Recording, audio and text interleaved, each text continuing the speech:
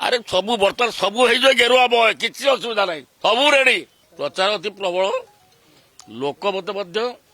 ଗୋଟେ ସଂସ୍କୃତରେ ଶୋକ ଅଛି ଅତି ଦର୍ପେ ହତଲଙ୍କା ଅତି ମାନେ ଚକୋରବା ଅତି ବଳେ ବାଳିରେ ମଧ୍ୟ ଅହି ସର୍ବତ୍ର ଗରିତ ଗୋଟେ ଅତିଟା ସବୁଆଡେ ଗରିତ ଯୋଉଥିପାଇଁ ଆମର ଇଏ ସେ ଯୋଉ ମମତା ମୋଦି ସେ ଅବସ୍ଥାରେ ରହିଲାନି ସେ ଯେଭଳି ଭାବିଲା ମୁଁ ହଉଛି ଈଶ୍ୱର ମୁଁ ହଉଛି ସବୁ ମୁଁ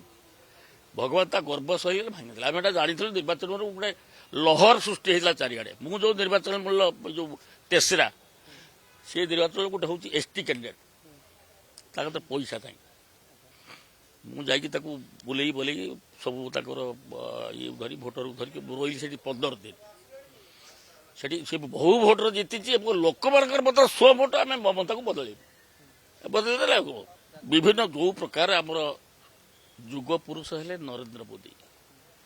ଅନ୍ୟତମ ହେଲେ ଚାଣକ୍ୟ ସେ ହେଲେ ଆମର ଅମିତ ଶାହା ସେ ଖୋଲାଖୋଲି କହିଦେଇଥିଲେ ଆମର ନରେନ୍ଦ୍ର ମୋଦି ଏତେ ତାରିଖରେ ଆମେ ଶପଥ ଗ୍ରହଣ କରିବୁ ଆମର ସରକାର ହବ ସେଇ ହେଲା କିଛି ଅସୁବିଧା ନାହିଁ ଯିଏ ଯୋଉ କର୍ମ କରିବ ଅତିଟା ହେଇଗଲା ମମତା ବାନାର୍ଜୀ ସେ ବିଦା ହେଇଗଲା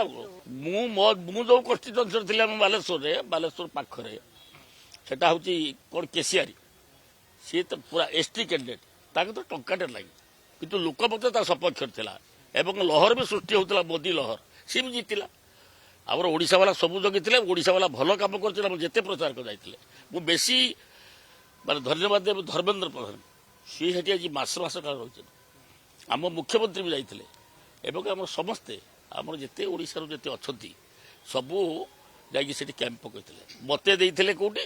ନା ଜଳେଶ୍ୱର ପାଖରେ ସେପଟେ ଗଲେ ନାମ୍ପୋ ସେ ସାଇଡ୍ରେ ଜିତିଲା ଆସିଲୁ ସେ ବହୁତ ଖୁସି ଆରେ ସବୁ ବର୍ତ୍ତମାନ ସବୁ ହେଇଯିବ ଗେରୁଆ ବୟ କିଛି ଅସୁବିଧା ନାହିଁ ସବୁ ରେଡି